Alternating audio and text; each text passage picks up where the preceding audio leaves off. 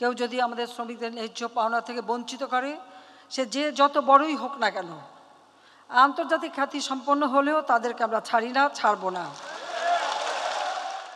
21 বছর পরে আওয়ামী লীগ সরকার গঠন করে। আমরা সরকার গঠন করি, আমাদের সবথেকে বড় কাজ হলো মানুষের কল্যাণ করা, এবং সেই প্রচেষ্টাই আমরা হাতে নিয়েছিলাম। আমরা আমাদের দেশকে এগিয়ে নিয়ে যেতে চাই। 2008-এর নির্বাচনী ইস্তাহারে ঘোষণা দিয়েছিলাম আমরা ডিজিটাল বাংলাদেশ গড়ে তুলব। আর 96 সালে যখন প্রথম সরকার গঠন করলাম, আসলে বিরোধী দলে থাকতেই আমি দেখেছি, যেমন আমাদের যারা শ্রমিকরা কাজ পেত, আমি অনেক কারখানা ঘুরেছি, আমি গার্মেন্টস শ্রমিকদের অবস্থা দেখেছি। তাদের মজুরি ছিল মাত্র 800 টাকা। একজন মালিককে জিজ্ঞেস করলাম যে এই 800 টাকা একটা মানুষের জীবন চলে কীভাবে। 96 সালে সরকার এসেই আমরা কিন্তু তা বাড়িয়েছিলাম, এবং যতবার সরকার এসেছি ততবারই বৃদ্ধি করেছি।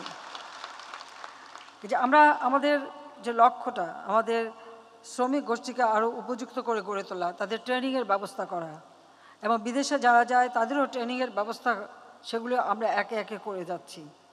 এবং ইতিমধ্যে আমাদের শ্রম অধিদপ্তরের ট্রেড ইউনিয়ন রেজিস্ট্রেশন প্রক্রিয়া আবেদন গ্রহণ করতে শুরু করে রেজিস্ট্রেশন সনদ প্রদান সহ সকল কার্যক্রম অনলাইনে সম্পাদিত হচ্ছে। কারণ ডিজিটাল বাংলাদেশ করব ঘোষণা দিয়েছিলাম, আজকের বাংলাদেশ ডিজিটাল বাংলাদেশ।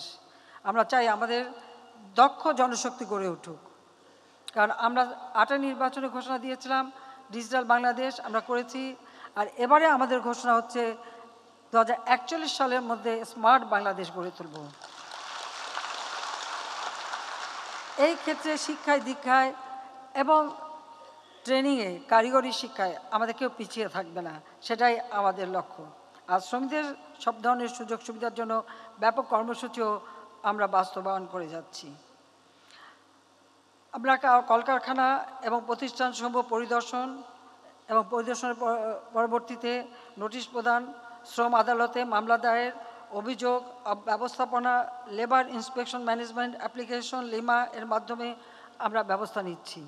কেউ যদি আমাদের শ্রমিকদের ন্যায্য পাওনা থেকে বঞ্চিত করে, সে যে যত বড়ই হোক না কেন, আন্তর্জাতিক খ্যাতি সম্পন্ন হলেও তাদেরকে আমরা ছাড়ি না, ছাড়ব না। শ্রমিকের পাওনা যথাযথভাবে পরিশোধ করতে হবে, তাদের ভালো মন্দ দেখতে হবে। আপনারা জানেন যে আমাদের শিল্প কলকারখানা, যেমন গার্মেন্টস, প্রায় আগুন লাগতো। এই আগুন কেন লাগে সেটাও যেমন আমরা খুঁজে বের করেছি, সেই সাথে সাথে আমাদের প্রত্যেকটা শিল্প কলকারখানা যেন আধুনিক হয়, অগ্নি নির্বাপক ব্যবস্থা থাকে, শ্রমিকের জীবনমান যেন নিরাপদ থাকে, সেই পদক্ষেপ নিয়েছি। তার জন্য আমি বিশেষ প্রণোদনা দিয়েছি।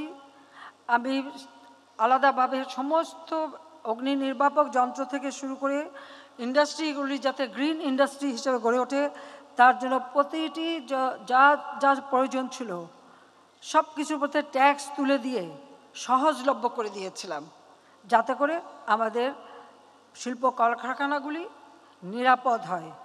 আজকে সারা বিশ্বে গার্মেন্টসের 10টি যদি হিসাব করা হয়, তো 10টির মধ্যে বলতে গেলে 10টি আছে বাংলাদেশে। এটাই হচ্ছে প্রায় 200-250 শিল্প কলকারখানা গ্রিন শিল্প কলকারখানা হিসেবে আমরা গড়ে তুলতে সক্ষম হয়েছি।